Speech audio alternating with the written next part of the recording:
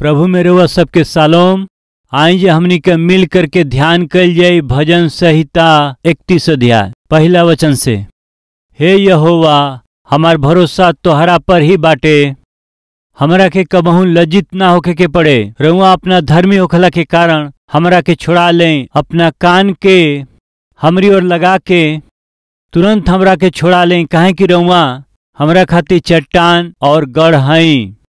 यही से अपना नाम के निमित्त हमार अगुवाई करी और हमरा के आगे ले चली।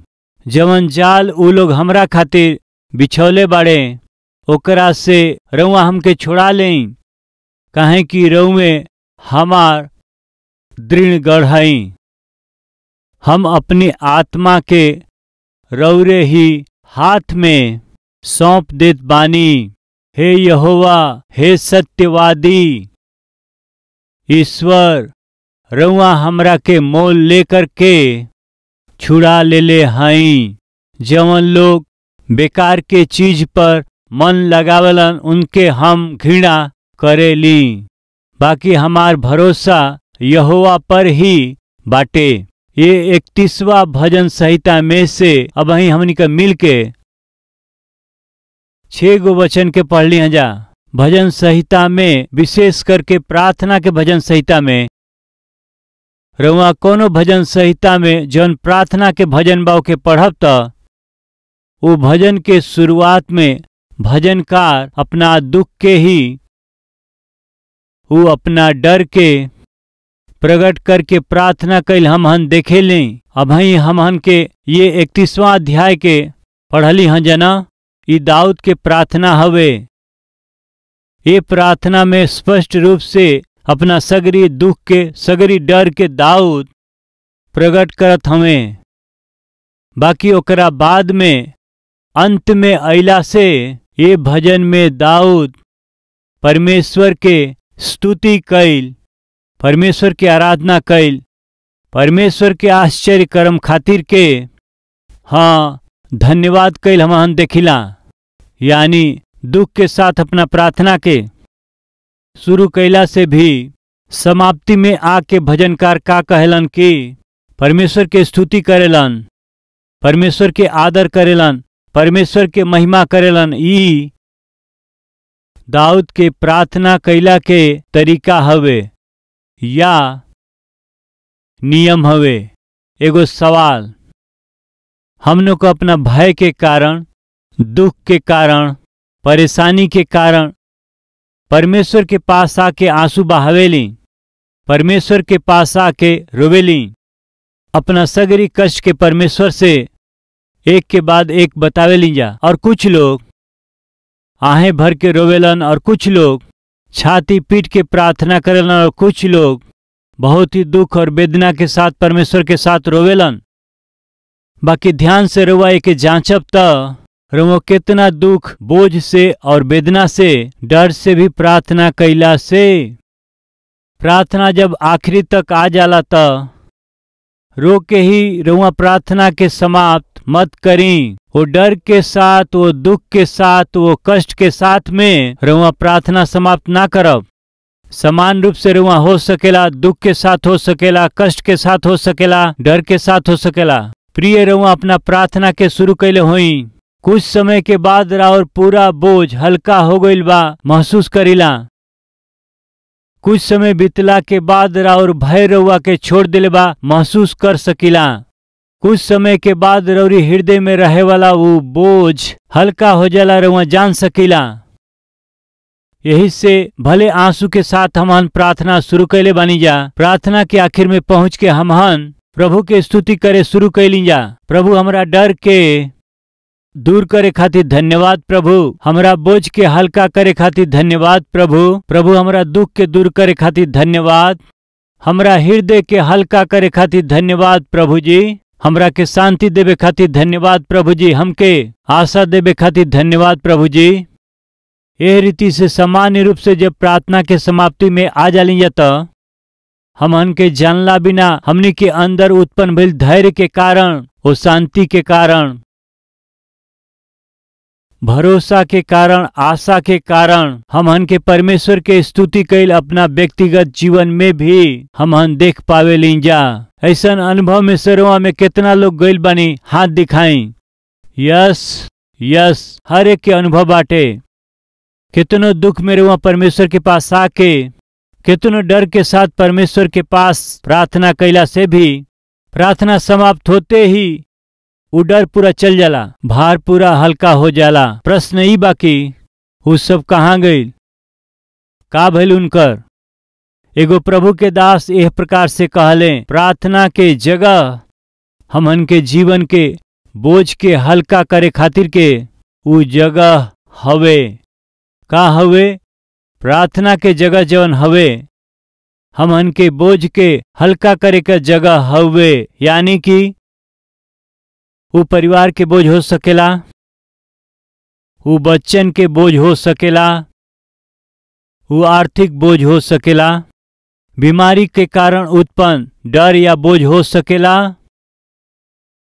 या बहुत से लोगन के जरिए दिहल गई दुख हो सकेला, या कष्ट भी हो सकेला। इस सगरी गठरी के समान बांध के रौरी ऊपर रखल ई हो सकेला।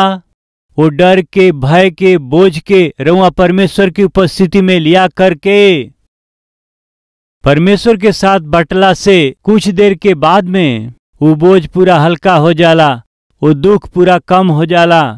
ये बोझ कैसे हल्का भइल? एक प्रकार से अपना आप से सवाल कैला से जवाब कहा जानत है। रौरी ऊपर के बोझ के हम जेकर प्रचार करीला वो प्रभु यीशु मसीह अपना ऊपर ही ले हमें। रौरी ऊपर के बोझ के, रौरी ऊपर के भार के प्रभु अपना ऊपर ले लेलन। प्रभु रौरी ऊपर से वो भार के अपना ऊपर लेलन। हे परिश्रम करे वाला और बोझ से दबाई लोग, तोहन लोग हमरा पास आवाजा, हम तोहन लोग के का कहत हमें यहाँ विश्राम देव। ये कैसे संभव है बताई? यदि रउआ 50 किलो के चावल के बोरा के उठा के ले जात हई तो अभी रउआ से नेखे हो पावत तो समझ लें वो बोरा के आगे ले गईल। अब रउआ वहां गिर जाइब ऐसन सोचला के समय में जल्दी से वो आ करके यदि रौरी बोझ के अपना कांधे पर उठा लेना समझी, रउआ के कैसन लागी बताई? राउर बोझ हल्का हो गई लागी, वो बोझ हट गई बा ऐसन लागी, बहुत ही हल्का लागी, बहुत ही शांति लागी। धन्यवाद हो, हम गिर जाए सोचली, धन्यवाद हो, बोझ कम हो गई। का भइल बताई? रौरी बोझ के केहू औरी आदमी उठा ले हमें। प्रिय भाई और बहन लोग, राउर बोझ कुछ हो सकेला, ओकरा के अपना ऊपर लेबे वाला परमपिता परमेश्वर हमें, उहे प्रभु यीशु मसीह प्रभु हमें। ई बोझ कम होके के बात, ई बोझ दूर होके के बात हमन के खाली एगो काम करे के बा। कहा बताई? आराम से सोफा में बैठ के अपना टीवी के ऑन करके आराम से सीरियल देखत रहला से, ऐसन सीरियल देखे वाला के परमेश्वर देख के कितना कष्ट उठावत है। कितना परिश्रम करतड़ी बेचारी। ई कह के रौरी बोझ के पूरा परमेश्वर ले ली है का? बताई कब राउर बोझ हल्का कल जाई? समझ में आई बतावत हई। ऊंटन के मरुस्थल के जहाज कहल जाला, यानी वहां के व्यापारी रेगिस्तान में यदि उन्हों लोग के पास में रहे वाला माल के लेके जाए के बाद ऊंट के इस्तेमाल करेलन जा। वो ऊंटन के ऊपर जौन व्यापार के सामान बाटे ओकरा के वो ऊंट के ऊपर ही उ लोग लादेलन, बोझ के लादेलन। ऊंट जौन मरुस्थल के जहाज कहल जाला, वो ऊंट ये भारी सामान के ले जात वो कुछ दूर ले जाइला के बाद अब उनसे ना होखेला, अब एक कदम भी आगे ना बढ़ा सकिला, थक गइल बानी। ऐसे वो थक के अब हमरा से ना होई, अब हम ना उठा सकिला। इस तरह से जब ऊंट वो अनुभव करेला तो वो का करेला जानत है प्रिय? ऊ वही स्थान में घुटना के ऊ टेक देला। अपना बोझ के ना उठा पावे वाला वो ऊंट अपना दोनों घुटना के वो टेक देवेला। जैसे ही वो ऊंट के घुटना टेकत उनकर मालिक देखेलन त तुरंत जाके उनकर सगरी बोझ उतारेलन। ओतने हंटर लेके ना मारेलन। ऊंट यदि घुटना टेक दिलस त एकर मतलब है अब हमरा से नइखे हो पावत, अब आगे ना बढ़ पाई, कृपया हमारा बोझ के हल्का कर, भार के उतार द, ये भार के वहां हटा द। ऐसे ही ऊंट घुटना टेकला के जरिए प्रकट करेला। ऊंट से प्रेम करे वाला मालिक का करेलन रउआ जानत हई का? तुरंत सगरी बोझ के उतार देवेलन, हटा देवेलन। वो बोझ के हटा दिहला के बाद में ऊंट वो विश्राम करे लागेला। उनके विश्राम कैला से का होखेला? वो वापस फिर से अपना शक्ति के पा लेवेला। हमन केतनो थक जाई जा, थोड़ी देर सुत जाई जा त हमनी के शरीर का करेला? फिर से वो ताकत पावेला, सामर्थ के पा जाला। विश्राम में परमेश्वर वो अद्भुत और अनोखा वो शक्ति के रखले हमें। प्रिय भाई और बहन लोग कृपया सुनी जा। बेजुबान ऊंट के ई मालूम बाटे कि जब बोझ के कारण हम एक कदम आगे ना बढ़ा पाई त अब हमरा से ना हो पाए। जब हमके ऐसन लागी त का कैला से हमार बोझ और वो कष्ट हमरा से दूर कैल जाई? ऊंट के ई मालूम बा का कैला से वो भार दूर कैल जाई बताई? दोनों घुटना के टेक दिहला से बस तुरंत उनकर बोझ हल्का कैल जाला।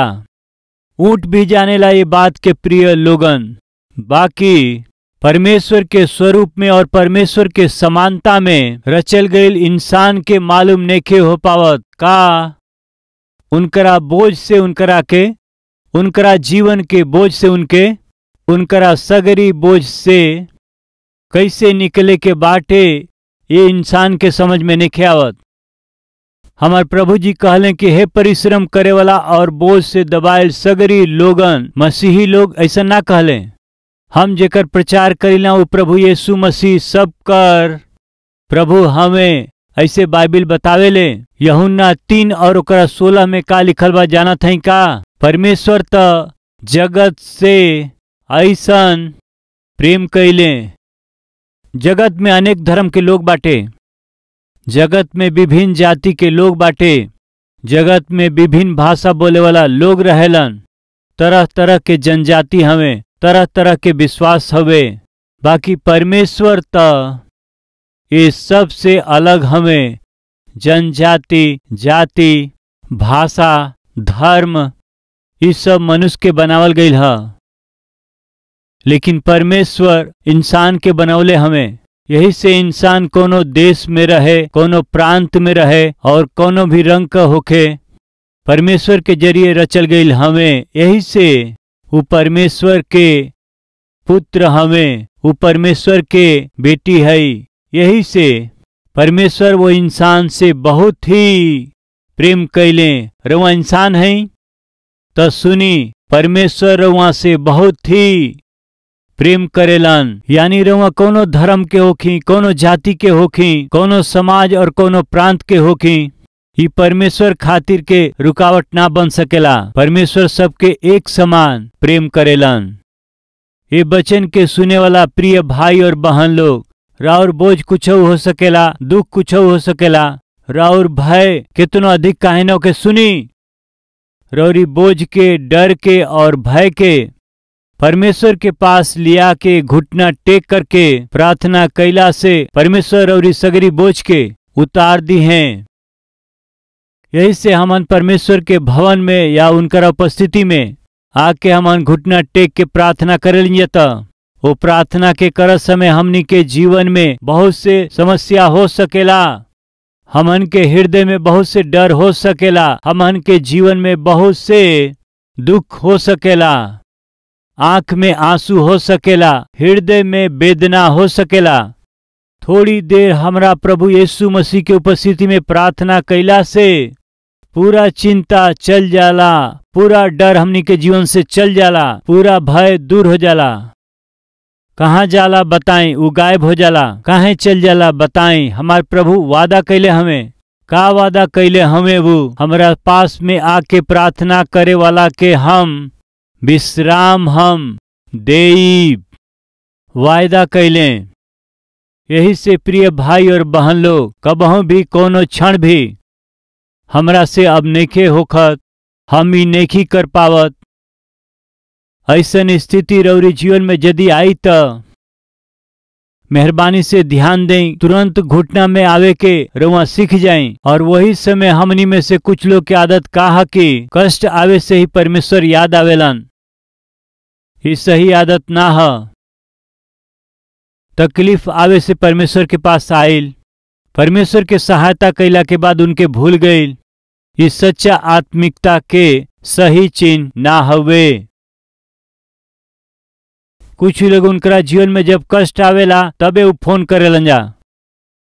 उनकर फोन अइला से हमके मालूम हो जाला कि कोनो कष्ट में हवे, नहीं तो फोन ना करिए। और विचित्र बात यह हवे कि वो कहलन कि हम परेशानी में रहली तब फोन कैली, बाकी रउआ ना उठौली, यही से ना उठौली।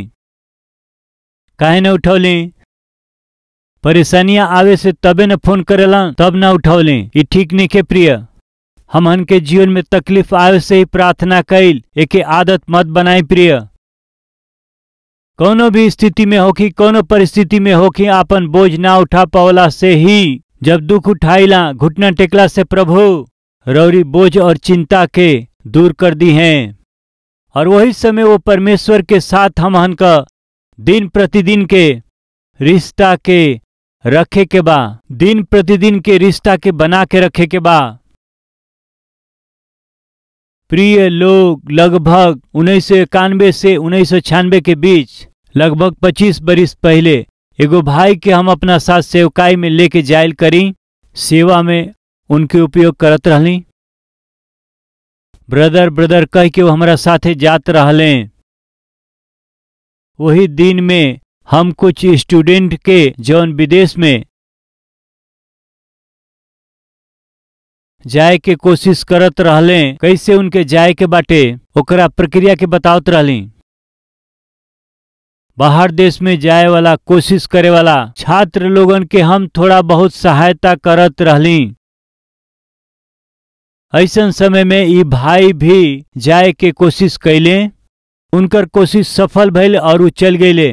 तब तक वो सुबह और शाम ब्रदर ब्रदर ब्रदर कह के हमारा पीछे घूमत रहले। विदेश में वो चल गईले। जैला के बाद उनकर का भइल हमके नइखे मालूम। 1 साल भइल, 2 साल भइल, 5 साल हो गई, 15 साल हो गई। एक बार केहू के फोन आयल, हम फोन के उठौली।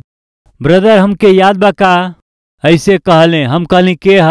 हम हई ब्रदर, रौरी साथ मिल के सेवा कैले रहनी, रौरी साथ में गीत हम गावत रहनी, रौरी साथे हम। हो तू हवा? बताओ अब तक कहाँ रहला तू? रउआ के मालूम माना हम दूसरा देश में बानी, दूसरा देश में हम नौकरी करत हई। हाँ ठीक बाटे, बाकी 15 साल हो गए तोहरा के फोन कैले। हाँ काहे फोन कैला? थोड़ा पैसा चाहत रहे ब्रदर।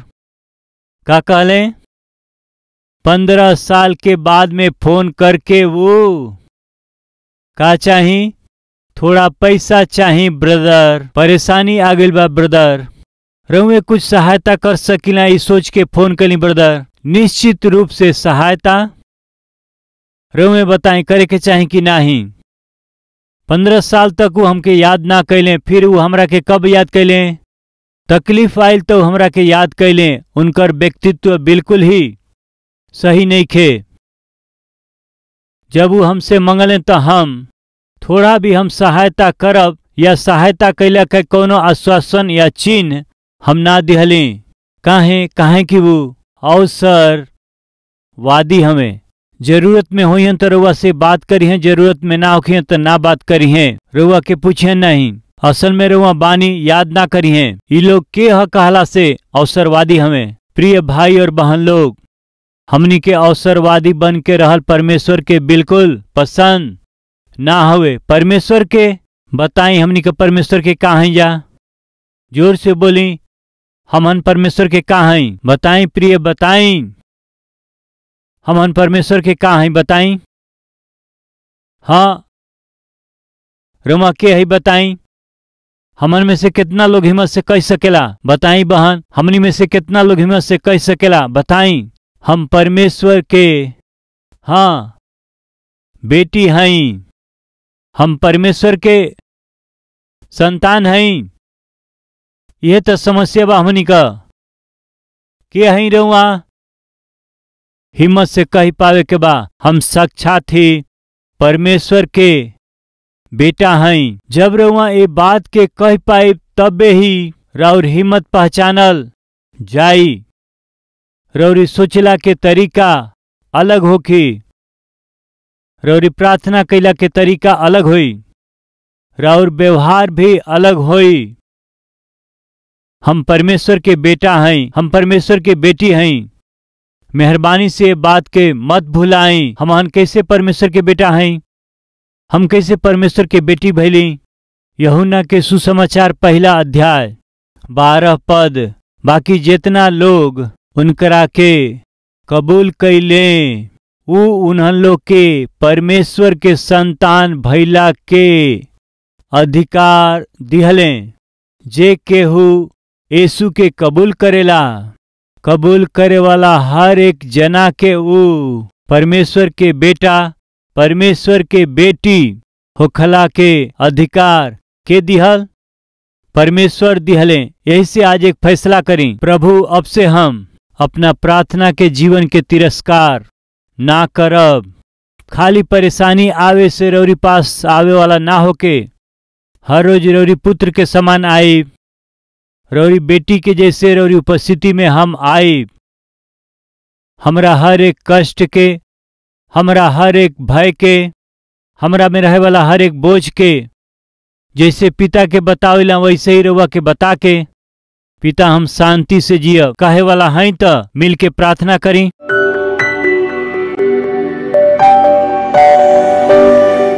महान पवित्र और प्रेमी स्वर्गीय परमेश्वर पिता, रउआ के पिता कह के पुकारे के सौभाग्य दिहली।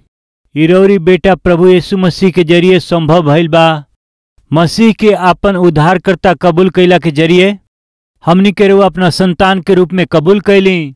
फलस्वरूप हम राउर बेटा हई। पिता पुत्र के जैसे ही हमरा के जिए के बाटे रउआ चाहिला।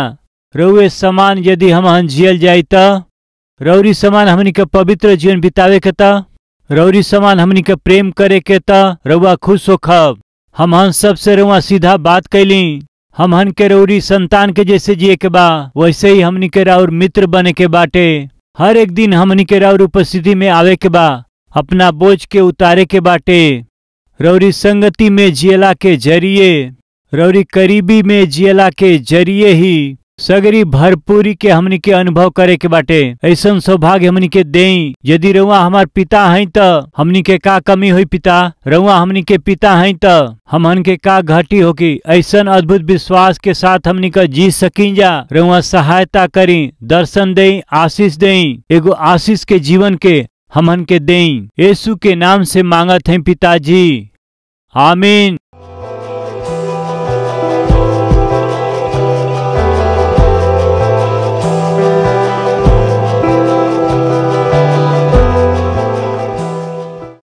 आज कलवरी के आवाज के कई करोड़ लोग देखेलन। खाली हिंदी में नहीं, तमिलनाडु वाले तमिल में, कर्नाटका वाला कन्नड़ में, केरला वाला मलयालम में, उड़ीसा वाला उड़िया में, महाराष्ट्र वाला मराठी में, पश्चिम बंगाल वाला बंगाली में, पंजाब वाला पंजाबी में, यूपी बिहार भोजपुरी में, तेलंगाना आंध्रा वाला तेलुगु में, उर्दू भाषा में, पाकिस्तान, जम्मू कश्मीर, अफगानिस्तान, गल्फ देश वाला गुजराती, आसामी, नेपाली, इंग्लिश में, ऐसे भारत के हर एक मुख्य भाषा में प्रभु यीशु मसीह के उद्धार के सुसमाचार के प्रचार करे वाला सबसे पहला आराधनालय कलवरी टेम्पल हवे। काहे हमनी के इतना मेहनत करत हई जा? काहे हमनी के सुसमाचार के इतना भाषा में प्रचार कैला के प्रयास करत हई जा? ध्यान से सुनी जा। रोमियो के पत्री 10वां अध्याय 13वां वचन। काहे कि जे केहू प्रभु यीशु मसीह के नाम ले उ त उद्धार पाई है। के उद्धार पाई? जो यीशु मसीह के नाम लेई ऊ उद्धार पाई है। यदि लोगन के उद्धार होखे के बा, यदि उन्हन लोग के पाप के माफी होखे के बा, तो उन्हन लोग के यीशु के नाम के बुलावे के बा तो विश्वास करे के पड़ी। विश्वास करे के बाटे तो प्रभु के बारे में सुने के बा। प्रभु के बारे में सुने के बा तो केहू के न केहू के सुनावे के बा। यदि केहू सुनावे वाला होखी तो उन्हन लोग के भेजे वाला भी केहू न केहू होखे के चाही। कलवरी की आवाज के मदद करे वाला का करत हमें जानत हई? ई सेवक जौना प्रभु के वचन के प्रचार करत हमें, रौरी मदद के जरिए ही प्रचार हो सकेला। हम जौना वचन के प्रचार करीला 17 अलग अलग भाषा में भारत के चारों कोना में पहुंचेला। खाली भारत में ही नहीं, हमारा पूर्व की ओर बांग्लादेश में, दक्षिण की ओर श्रीलंका में, उत्तर की ओर नेपाल में, पश्चिम की ओर पाकिस्तान में, अफगानिस्तान में, गल्फ कंट्रीज में कलवरी के आवाज का प्रचार होखेला। उनकरा अपना ही भाषा में, खाली अपना ही देश में नहीं, बाकी आस पास के सगरी देशन में हम सुसमाचार फैलावत हैं। या आवे वाला दिन में एशिया के हर एक देश में सुसमाचार के पहुंचाए वाला कलीसिया प्रभु हमके बनावे। ऐसन प्रार्थना हमहन जरूर करी। जौना सुसमाचार से हमनी के मुक्ति पौली जा ओकरा के दूसरा के ना दिहल, हाँ अच्छा ना हुए फैसला करी जा। हमार उद्धार यही से भइल काहे कि केहू हमरा के प्रभु यीशु मसीह के बारे में बतावल। ना सोखे वालन के बचावे खातिर सुसमाचार सुनावे के बा। प्रभु से और प्रभु के वचन से प्रेम करे वाला एगो सेवक रौरी पासे बाड़े, जवन वचन के सफाई से काफी सहज रूप से ही जवन सबके समझ में आवे ऐसन वचन के समझावे वाला एगो सेवक प्रभु रउआ के देले बाड़े। यदि हमहन का ये वचन के प्रसारण में ये सेवक के मदद करी जा तो कई लोगन के जीवन बचावल जा सकेला। ऐसन विश्वास करे वाला का अपना हाथ के उठाइब जा। विश्वास करे वाला भाई और बहन लोग अपना हाथ के बटाई। सुसमाचार के प्रचार में प्रभु के नाम लेबे वाला उद्धार पाई है। यदि उनके प्रभु के नाम लेबे के बाद तो विश्वास करे के बाटे। यदि विश्वास करे के बाद तो केहू के सुनावे के बा, और सुनावे के बाद तो बोले वाला होखे के चाही। जब सुनावे वाला सेवक साथ में बाना तो उनके साथ देबे के चाही। देबे जाए वाला वचन के अनेक भाषा में अनुवाद करे खातिर के रउआ मदद करी। जवन हम करतनी शायद रउआ ना कर सकिला, जवन रउआ करत हई उ हम ना कर सकिला। तो का करी जा? रउआ के हमरा के मिल के काम करे के पड़ी, तबे सुसमाचार दे सकेलिन जा। यही से फैसला करी अपना हैसियत के अनुसार, चाहे महीना में एक बार, नहीं तो 2 महीना में एक बार, या फिर 3 महीना में एक बार, या फिर कोनो भी विशेष अवसर पर रउरी जीवन में कोनो खास भइल बा।